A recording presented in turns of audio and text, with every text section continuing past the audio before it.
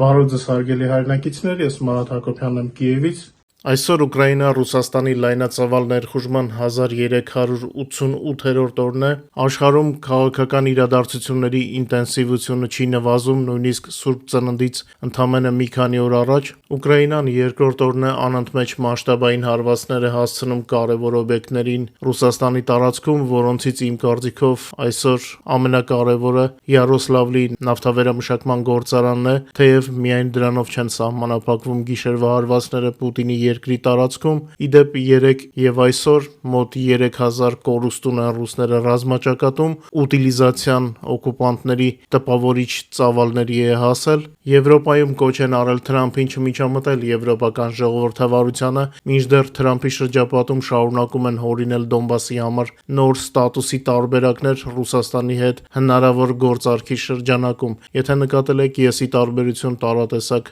խայպովշիկների չեմ խորանում աշխատանքային տարբերակներին, այդ ամենը աշխատանքային տեղեկատվություն է, որի կյանքը հաճախ 24 ժամից էլ պակաս է, իսկ ես գիտեք ձեզ կարևորի մասին եմ տեղեկացնում, հենց լինի անդրադառնալու թեմա, անպայման կխոսենք։ Ամենազավեշտալին այն է, որ վերջում ամենայն հավանականությամբ պարզվելու է, որ Թրամփը զուր էր ջանքեր գործադրում, բայց պապիկը համառորեն տարված է Ռուսաստանի հետ ենթադրյալ գործարքի գաղափարով, թեև Financial Times-ը Դոնբասը Ռուսաստանին զիջելու գաղափարով տարված է համարում Սթիվ Ուիթքոֆին, իսկ այդ ընթացքում վաղը դեկտեմբերի 13-ին Փարիզում տեղի է ունենալու Ամերիկայի, Ուկրաինայի եւ Ֆրանսիայի, Գերմանիայի եւ Մեծ Բրիտանիայի բարձրաստիճան պաշտոնյաների հանդիպումը գլխավոր թեման լինելու է Վաշինգտոնի խաղաղության պլանը, որն առաջացրել է մեծ տարաձայնություններ։ Հետաքրքիրն այն է, որ մինչ Եվրոպայում Թրամփին դեռևս ֆորմալ կերպով համարում են դաշնակից, այդ ընթացքում ըստ Defense One լրատվականի Սպիտակ տանը քննարկում են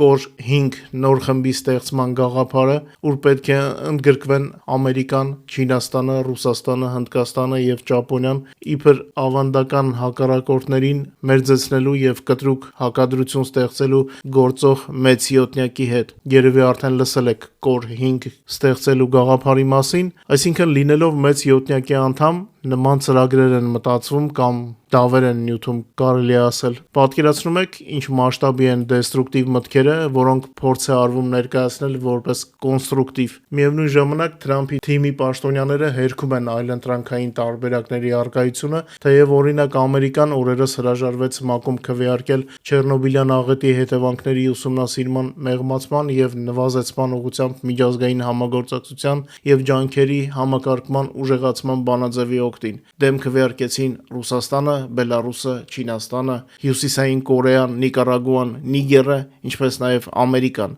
Գրեթե նոր Կոր 5-ի կազմը 1-2-ն են պակասում։ Վաշինգտոնում իրենց տարօրինակ քայլը բացատրում են նրանով, որ տեքստում հիշատակվում են կայուն զարգացման նպատակները, որոնց դեմ հանդես է գալիս Ամերիկայի գործող վարչակազմը։ Հորինված պատճառ ոչ մի արևմտյան երկրի եւ ոչ արևմտյան նույնիսկ դա չէր խանգարում, իսկ Թրամփի Ամերիկային իբր խանգարում է։ Դե ինչ, Ամերիկան արդեն առաջվանը չէ, բայց դա ամերիկացիների գործն է։ Մենք մեր գործերին պետք է նայենք։ Իդեպ Հայաստանի ներկայացուցիչը այս անգամ կողմ է քվեարկել ուկրաինական բանաձևին։ Նախորդ երեխաների վերադարձման բանաձևի համար ձեռնպահ մնալուց հետո երևի հետևություններ են արել, հուսանք։ Իդեպ փոխհատուցման վարկի շուրջ, ռեպարացիոն վարկի շուրջ կրքերը շարունակվում են եռալ Եվրոպայում, ըստ Պոլիտիկոյի Եվրոմիությունը Բելգիայի վարչապետին սպառնացել է Օրբանի ճակատագրով, եթե նա հրաժարվի ռուսական ակտիվների բռնագանձումից, ովքեր չգիտեն, ասեմ, որ Հունգարիայի հանդեպ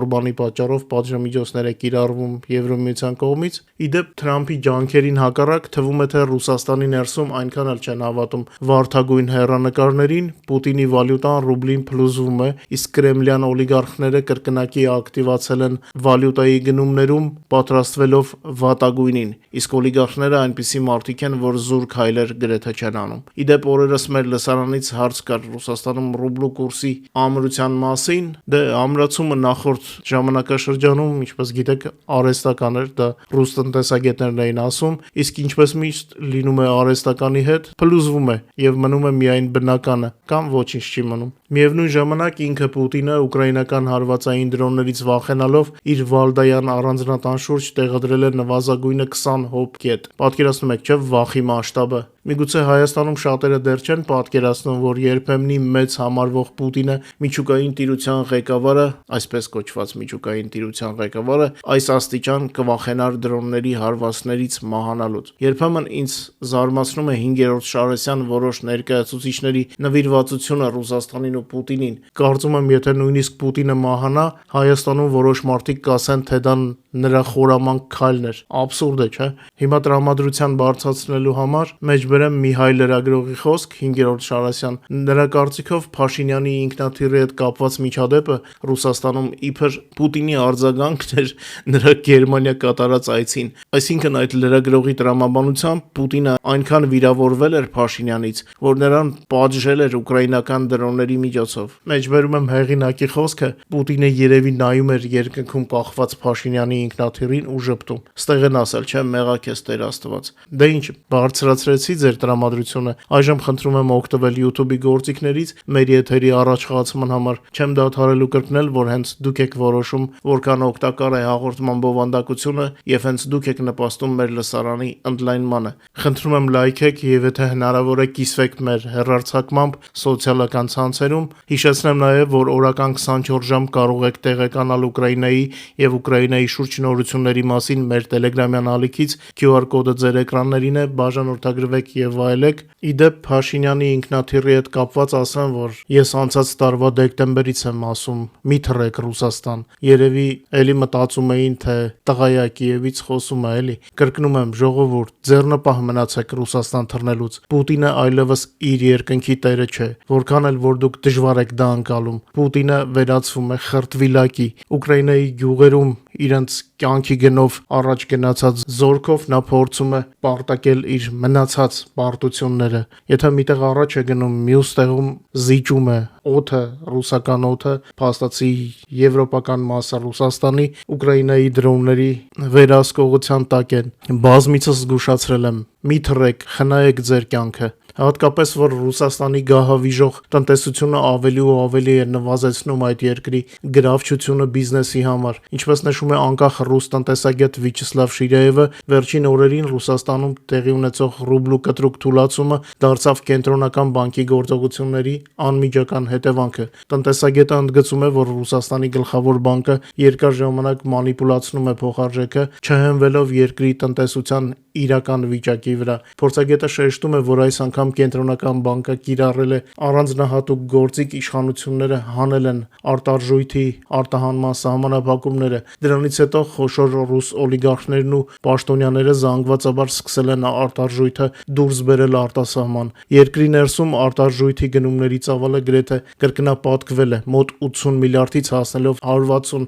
միլիարդ ռուբլու մեկ ամսում։ Տնտեսագետը կարծում է, որ դեկտեմբերին այս թվերը դեռ ավելի կմեծանան, քանի որ նույնիսկ ներքին շուկայում ազդեցիկ խմբերը կորցրել են ցանկացած հավատ ռուբլու կայունության նկատմամբ։ Շիրայևի կարծիքով տեղի ունեցողը ցույց է տալիս, որ ոչ միայն վստահության կորուստ ռուսական ֆինանսական համակարգի նկատմամբ, այլ այն, որ էլիտաները փաստացի ընդունում են, որ Ռուսաստանի տնտեսությունը արագորեն քայքայվում է պատերազմի, պատժամիջոցների եւ սեփական անարդյունավետության ճնշման տակ։ Դեվալվացիան վերածվել է բյուջեի շտապ աջակցման մեխանիզմի, մինչդեռ բնակչությունն ու բիզնեսը դառնում են արժեզրկման գլխավոր զոհերը։ Իմացողները, գործից հասկացողները այլևս հավատ չունեն ուժեղ ռուբլու նկատմամբ, արձանագրել է Շիրայևը։ Ռուսաստանում այս համատարած դեզինֆորմացիայի ֆոնին կարելի է հավատալ միայն այս անկախ փորձագետներին։ Եվրոհանձնաժողովի նախագահ Ուրսուլա ֆոն դեր Լայենը մեկնաբանել է ԱՄՆ նոր ազգային անվտանգության ռազմավարությունը, կոչ անելով նախագահ Թրամփին չմիջամտել եվրոպական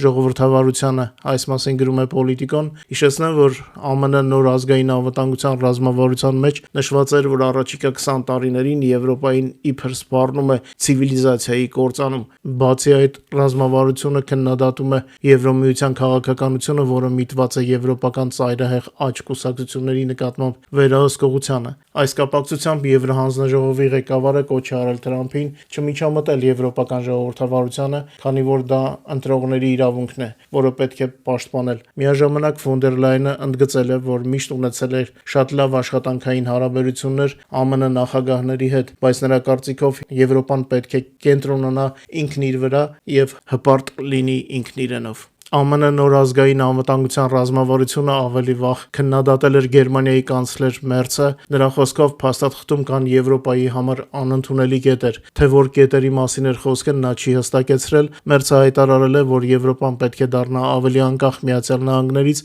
անվտանգության ոլորտում, այլ եվրոպական ղեկավարները նույնպես քննադատել են ԱՄՆ նոր ռազմավարությունը, նրանցից շատերը նշում են, որ այնտեղ ոչինչ անսպասելի չկա, քանի որ Սպիտակ տունը արդեն որոշակի ժամանակ ինչ վարում են նման քաղաքականություն հին աշխարհամասի նկատմամբ։ Երեկվա եթերում արդեն ձեզ տեղեկացրեցի, որ Եվրոմիության նախկին գլխավոր դիվանագետ Ժոզեփ Բորելը բնութագրել է ԱՄՆ թարմացված անվտանգության ռազմավարությունը որպես քաղաքական պատերազմի հայտարարություն։ Նա կոչ է արել եվրոպացի առաջնորդներին դադարել ձևացնել, թե Թրամփը նրանց թշնամին չէ։ Ես իմ եթերում արդեն տեղեկացրել եմ, որ Թրամփի վարչակազմը ներկայացրել է ԱՄՆ ազգային անվտանգության նոր ռազմավարությունը 25 թվականի դեկտեմբերի 5-ին։ Փաստաթուղթը ենթադրում է Եվրոպայում իբր կայունության վերականգնում Ռուսաստանի Ուկրաինայի դեմ պատերազմի ավարտի շնորհիվ։ Բացի այդ, Վաշինգտոնը նպատակ ունի վերականգնել իր հարաբերությունները Մոսկվայի հետ, ինչը հանգեցրել է բազում գործընկերների քննադատության։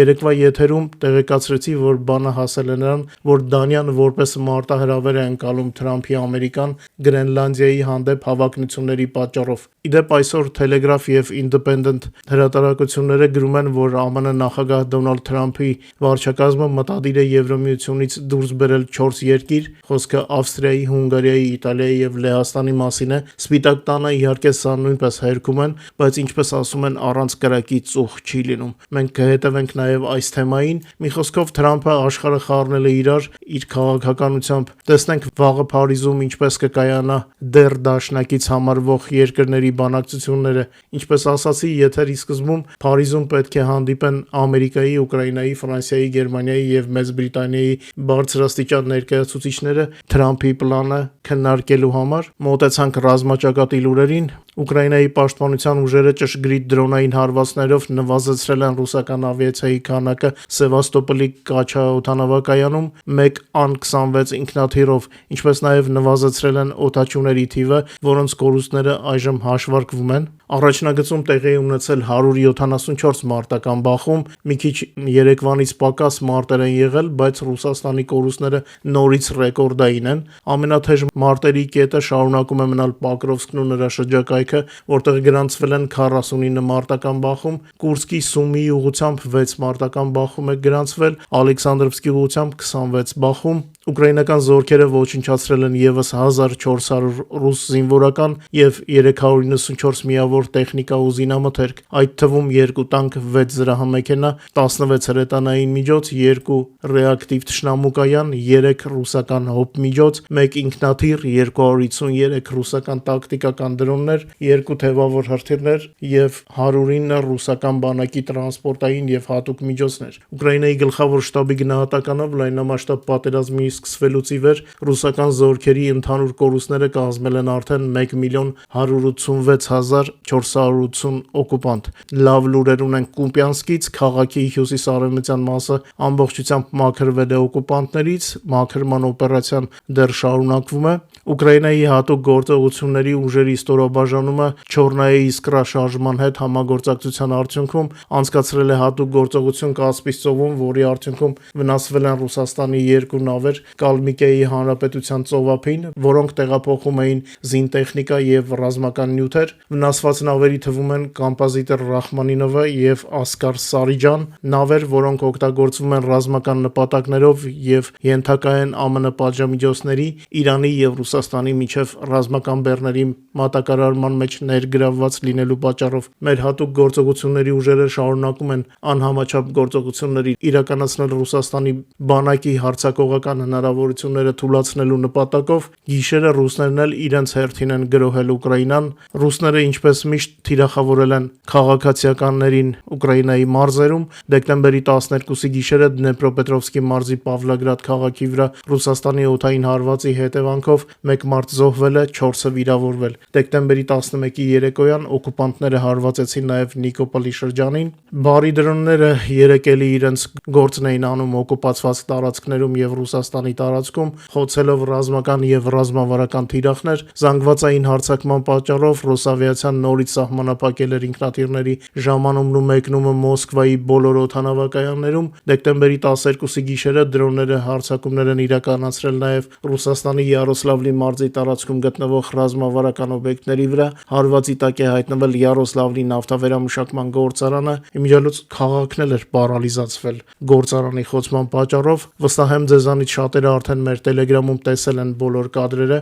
Յարոսլավլի նավթավերամշակման գործարանը, որը պատկանում է Slavneft Յանոս ընկերությանը, Ռուսաստանի ամենախոշոր նավթավերամշակման գործարաններից մեկն է։ Այն կարող է տարեկան վերամշակել մոտ 15 միլիոն տոննա նավթ։ Գործարանը ապահովում էր վառելիքով Ռուսաստանի օկուպացիոն բանակին Ուկրաինայում, ուստի Ուկրաինայի պաշտպանական ուժերը օրինական թիրախ են համարում այդ օբյեկտը։ Բացի Յարոսլավլի մարզից խոցումներ կային Սմոլենսկի, Բրյանսկի, Տվերի մարզերում եւ, ինչպես ասացի, օկուպացված տարածքներում։ Բոլոր հնարավոր կադրերը արդեն մեր Telegram-ում են, կարող եք վայելել։ Այսօր արդեն Օրսկում, Օրենբուրգի մարզում հզոր պայթյուն է տեղի ունեցել մեխանիկական գործարանում, որը արտադրում է Ռուսաստանի հրետանային արկերի եւ բազմակի կրակոխրտիրային համակարգերի բաղադրիչներից կեսից ավելին։ Կադրերը նույնպես մեր Telegram-ում են։ Ուկրաինայի հեռահար հարվածային հնարավորությունների աճի հետ մեկտեղ մեծանում է Ռուսաստանի դիկտատոր Պուտինի վախը։ Նրա հայտնի Վալդայի նստավայրում, որը գտնվում է Ուկրաինայից 600 կիլոմետր հեռավորության վրա, հայտնաբերվել են լրացուցիչ հակաօդային պաշտպանության աշտարակներ։ Արբանյակային տվյալների վերլուծությունը թույլ է տվել հայտնաբերել 6 լրացուցիչ աշտարակ, որոնց վրա տեղակայված են հակաօդային պաշտպանության համակարգեր։ Արդյունքում նստավայրի տարածքը պաշտպանող հայտնի հոբ համակարգերի քանակը հասել է 20-ի։ Վալդայի նստավայրը վաղուց դարձել է ռուս դիկտատորի հիմնական պաշտպանվող ապաստարաններից մեկը։ Շատ չերկարացնեմ ուրբաթ օրվա եթերը, հիշեցնեմ, որ օրը գրեթե 24 ժամ տեղեկատվություն կարող եք ստանալ մեր Telegram-յան ալիքից։ Խնդրում եմ չմոռանաք լայքել եւ տարածել մեր եթերը։ Ձեզ ամենալավն ու բարին եմ ցանկանում, լավ հանգստյան օրեր, իսկ մենք կհանդիպենք արդեն վաղը։ Բարով մնաք։